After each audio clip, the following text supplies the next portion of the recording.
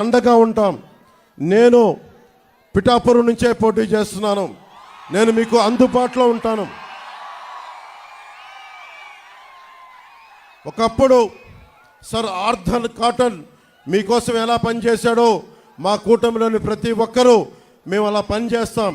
మన డెల్టా ప్రాంతాలను కానీ, మన మెరక మెట్ట భూములు కానీ, మనకి కాలువలకి దూరంగా ఉండే పొలాలకు కూడా నిజంగా నీరు అందించాల్సిన అవసరం ఉంది. కనీసం 5 కోట్ల ఇరిగేషన్ శాఖ వాళ్ళకి ఇవ్వాల్సిన అవసరం ఉంది. ఎందుకంటే వాళ్ళకి లిఫ్ట్ ఇరిగేషన్ చేసి దూరంగా ఉండే పొలాలకి ఇద్దాం డబ్బులు ఇద్దాం 5 కోట్లు కూడా రిలీజ్ చేయలేకపోయారు. సొంత డబ్బులతోటే పాపం రైతాంగం కష్టపడుతూ ఉంది. ఇలాంటి పరిస్థితుల్లో ఉండే రైతాంగానికి మేమందరం భద్రత తీసుకొని అమలాపురం తర్వాత కోనసీమ అమలాపురం పార్లమెంట్లో ఉండే రైతాంగాన్ని సమూలంగా ప్రతి ఒక్కరికి కూడా మేము మీకు అండదండలుగా ఉంటాం.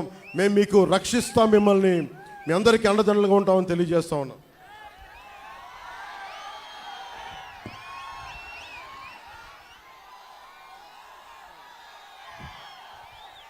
నా దృష్టికి ఇంకొక విషయం వచ్చింది. ముఖ్యంగా గంగా బోండాలు అంటారండి.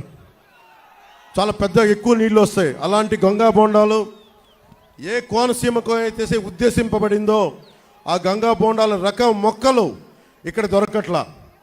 ఎక్కడెక్కడో ఉండే వైసీపీ నాయకులకి మటుకు వేలాది మొక్కలు వెళ్ళిపోతున్నాయి. ఇక్కడ ఒక్క మొక్క కోనసీమ రైతాంగానికి కావాలంటే చాలా ఆంక్షలు పెడుతున్నారని మా దృష్టికి వచ్చింది. గంగా బోండం ఈ కొబ్బరి బోండాలు మొక్కలు ఇక్కడ రైతాంగానికి వచ్చేలాగా మేము చాలా బలమైన చర్యలు తీసుకుంటాం ప్రభుత్వం రాగానే.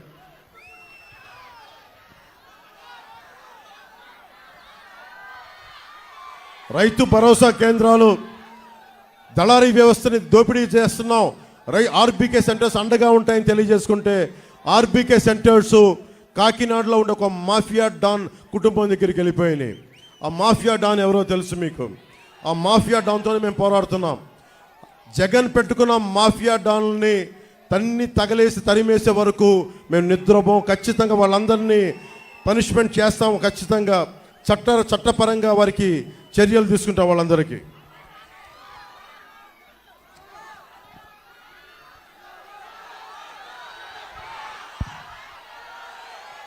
ముఖ్యంగా యువతకి